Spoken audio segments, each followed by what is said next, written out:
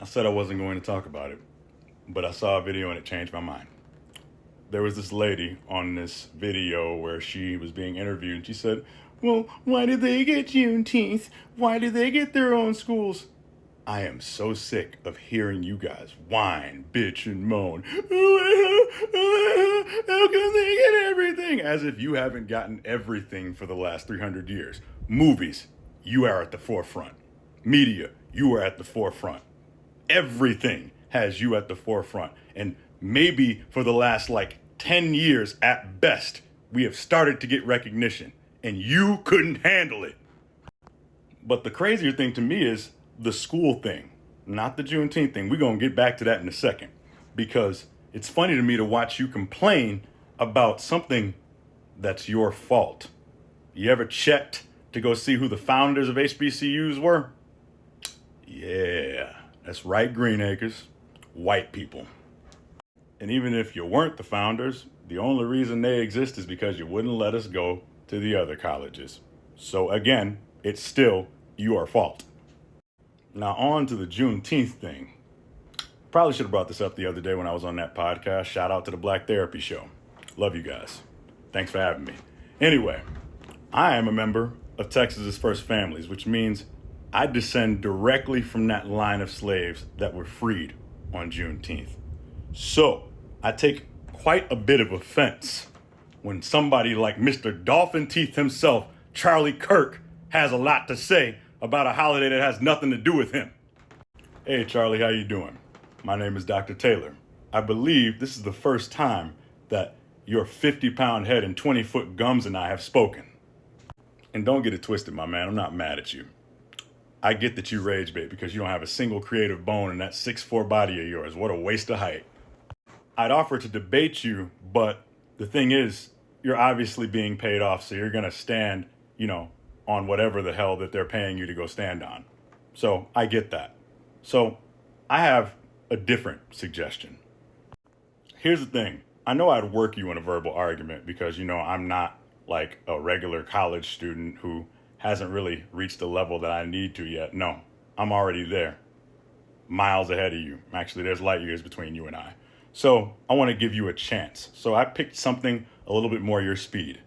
How about a friendly boxing match? You're 6'4", I'm 6 foot, so I'd be at a disadvantage. I'm giving you help already.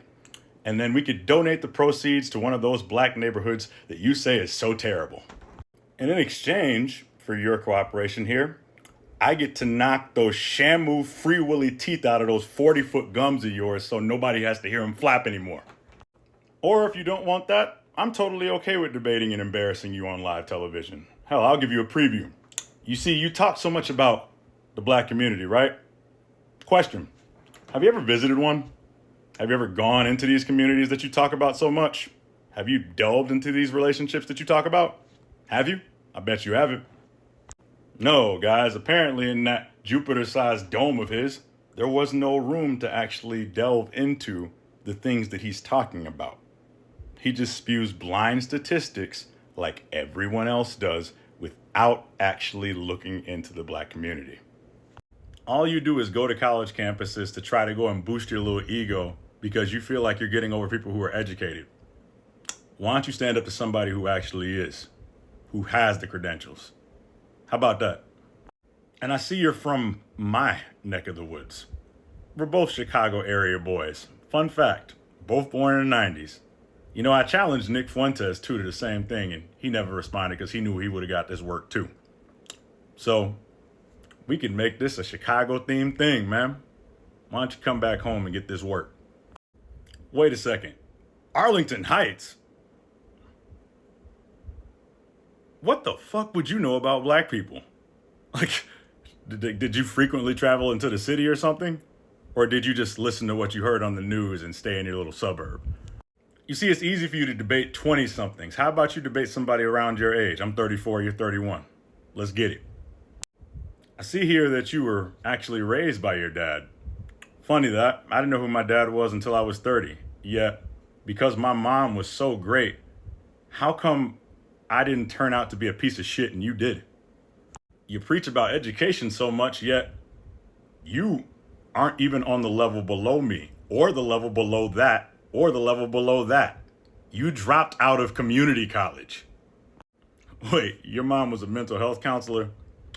Man, they never want to diagnose their own kids, do they? You are quite literally the picture of privilege. There is literally nothing impressive about you. If you weren't 6'4" and you were like 5'6", nobody would give a shit what you had to say. You want to talk about another white privilege? Somehow landing a pageant winner as a wife while being ugly as sin. But hey, it's white America. You don't have to be talented or educated. You just have to look like you. Ugh. I think I just threw up a little bit in my mouth. You know what's crazy? I've never actually looked into him until tonight. So, like, that's the guy you guys are listening to? This guy? Holy fucking shit, America's so fucked. Hey, yo. Oh, Canada.